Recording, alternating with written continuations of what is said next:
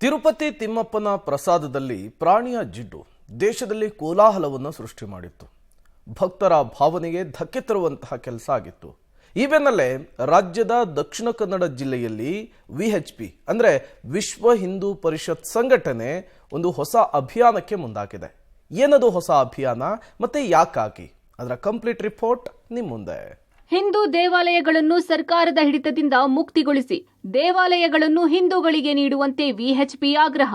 ದಕ್ಷಿಣ ಕನ್ನಡ ಜಿಲ್ಲೆಯಲ್ಲಿ ಉಪವಾಸ ಸತ್ಯಾಗ್ರಹಕ್ಕೆ ಮುಂದಾದ ವಿಎಚ್ಪಿ ತಿರುಪತಿ ಲಡ್ಡು ಪ್ರಸಾದ ಅಪವಿತ್ರತೆ ವಿಚಾರ ಕೋಟ್ಯಂತರ ಹಿಂದೂಗಳನ್ನು ಘಾಸಿಗೊಳಿಸಿದೆ. ಈ ಘಟನೆ ಬಳಿಕ ಹಿಂದೂಗಳ ದೇವಸ್ಥಾನ ಹಿಂದೂಗಳಿಗೆ ಎನ್ನುವ ಕೂಗು ಎದ್ದಿದೆ.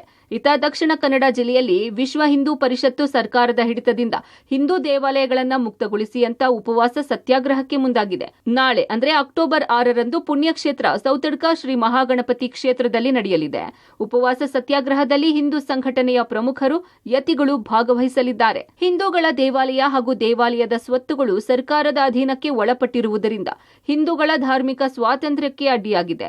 ಹೀಗಾಗಿ ಹಿಂದೂಗಳ ಧಾರ್ಮಿಕ ನಂಬಿಕೆ ಸಂಸ್ಕೃತಿ ಉಳಿವಿಗಾಗಿ ಸರ್ಕಾರದ ಹಿಡಿತದಿಂದ ದೇವಾಲಯಗಳನ್ನು ಹೊರತರುವುದು ಅನಿವಾರ್ಯವಾಗಿದೆ ಎನ್ನುವುದು ವಿಶ್ವ ಪರಿಷತ್ ವಾದವಾಗಿದೆ.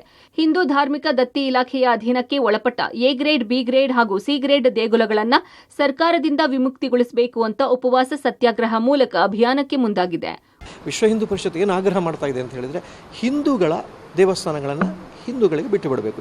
ಒಂದು ಈ ಆಂದೋಲನವನ್ನು ಪ್ರಾರಂಭ ಮಾಡ್ತಾ ಇದ್ದೀವಿ. ನಮ್ಮ ದಕ್ಷಿಣ ಕನ್ನಡ ಜಿಲ್ಲೆಯ ಒಂದು ಹೆಸರುವಾಸಿಯಾದ ಗಣಪತಿ ಕ್ಷೇತ್ರ ಸೌತಡ್ಕ ಅಂತ ಇದೆ ಬೆಳ್ತಂಗಡಿ ತಾಲೂಕಿನಲ್ಲಿ.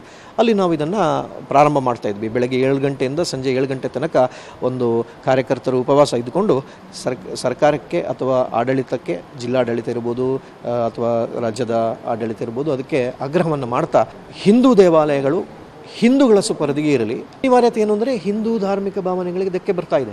ಒಟ್ಟಾರೆ ವಿಶ್ವ ಹಿಂದೂ ಪರಿಷತ್ತು ನಡೆಸುವ ಈ ಅಭಿಯಾನಕ್ಕೆ ಭಕ್ತರು ಯಾವ ರೀತಿಯ ಪ್ರತಿಕ್ರಿಯೆ ನೀಡುತ್ತಾರೆ, ಇದು ಫಲಪ್ರದ ಆಗುತ್ತಾ ಅನ್ನೋದನ್ನ ಕಾದು ನೋಡಬೇಕಿದೆ.